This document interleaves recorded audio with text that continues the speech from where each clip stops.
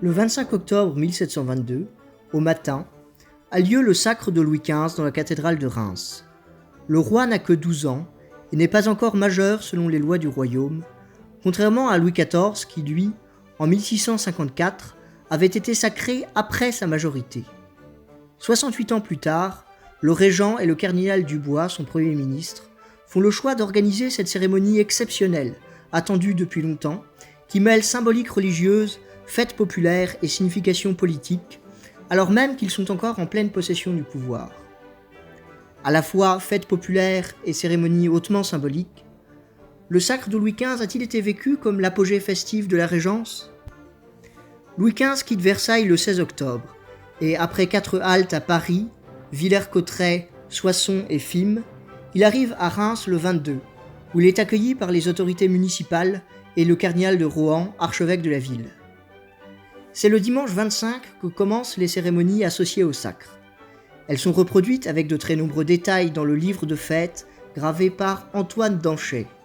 On y retrouve non seulement 9 grands tableaux représentant les 9 grands rituels du sacre, mais aussi un grand nombre de planches où sont reproduites les tenues portées par tous les acteurs de la cérémonie.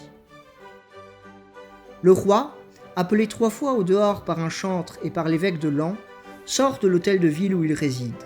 C'est le rite dit du roi dormant. Louis XV est alors mené en procession jusqu'à la cathédrale de Reims. Il assiste à l'arrivée de la Sainte Ampoule, qui contient l'huile utilisée pour l'onction du sacre et qui, selon la légende, aurait été apportée par une colombe lors du baptême de Clovis. Débute alors le sacre proprement dit.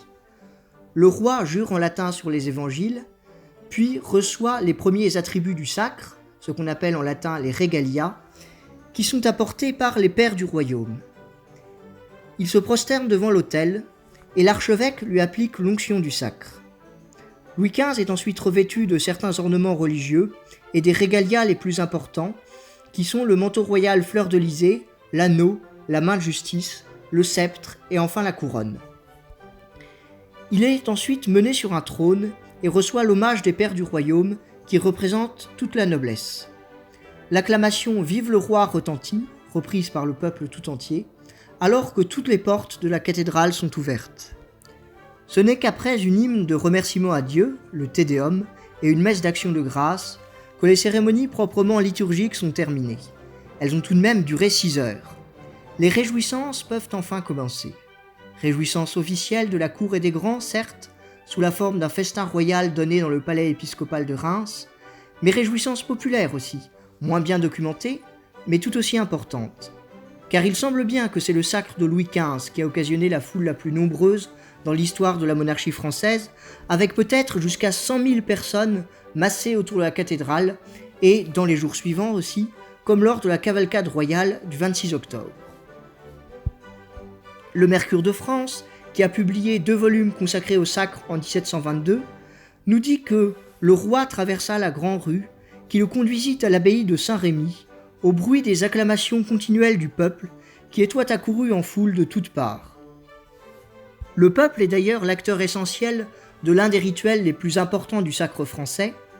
C'est le 29 octobre qu'a lieu en effet la cérémonie du toucher des écrouelles dans le parc de l'abbaye de Saint-Rémy. Dans ce rituel thaumaturgique, dont Marc Bloch a produit l'étude la plus complète, le roi impose la main à des malades atteints de scrofules, c'est-à-dire de fistules tuberculeuses, en leur disant « Le roi te touche, Dieu te guérisse ». L'onction du sacre est en effet censée lui avoir conféré des pouvoirs de guérisseur. En 1722, il y a tout de même près de 2000 malades à toucher. Louis XV, comme son bisaïeul Louis XIV, prononce d'ailleurs la formule « Dieu te guérisse » au subjonctif, et non plus « Dieu te guérit », comme cela était le cas avant. On a beaucoup discuté pour savoir si cette évolution montrait une baisse de croyance dans les pouvoirs thaumaturgiques du roi. Sous Louis XIV, il a surtout semblé théologiquement plus juste de laisser à Dieu le choix de guérir ou non les malades. À l'aube du règne de Louis XV, la pratique perd peu à peu de son sens et est abandonnée à partir de 1739. Ainsi, le sacre revêt une triple dimension qui fait véritablement de cette cérémonie la fête religieuse, politique et populaire la plus complète de la Régence. La cérémonie est en effet tout d'abord un rituel religieux qui fait du roi un être sacré, sur le modèle de l'onction des rois bibliques. Elle est aussi un rituel de chevalerie, qui confère au roi une forme d'adoubement. Elle est enfin un rituel d'intronisation, avec le consentement à la fois du peuple, qui acclame le roi, et des grands, qui lui remettent les insignes royaux. Les pères du royaume ont en effet un rôle important lors du sacre, puisque des clercs, 6 pairs ecclésiastiques, et des laïcs, 6 pairs laïcs, représentent ensemble noblesse et clergé et sont chargés d'effectuer les gestes les plus importants du sacre. Le rôle des pairs laïcs est tenu à l'époque moderne par les princes du sang, c'est-à-dire les membres de la famille royale. Dès lors, le régent, Philippe d'Orléans, tient naturellement le rôle du premier des pairs laïcs. C'est ainsi lui qui donne la couronne royale à l'archevêque et ceint le roi de l'épée. Il y a donc dans le sacre de Louis XV, comme dans tout sacre de l'époque moderne, une cohabitation entre le rôle symbolique du sacre, qui reflète les fonctions héritées de la période médiévale, et la réalité contemporaine de la monarchie administrative qu'est la Régence. La position du cardinal Dubois illustre bien cette tension.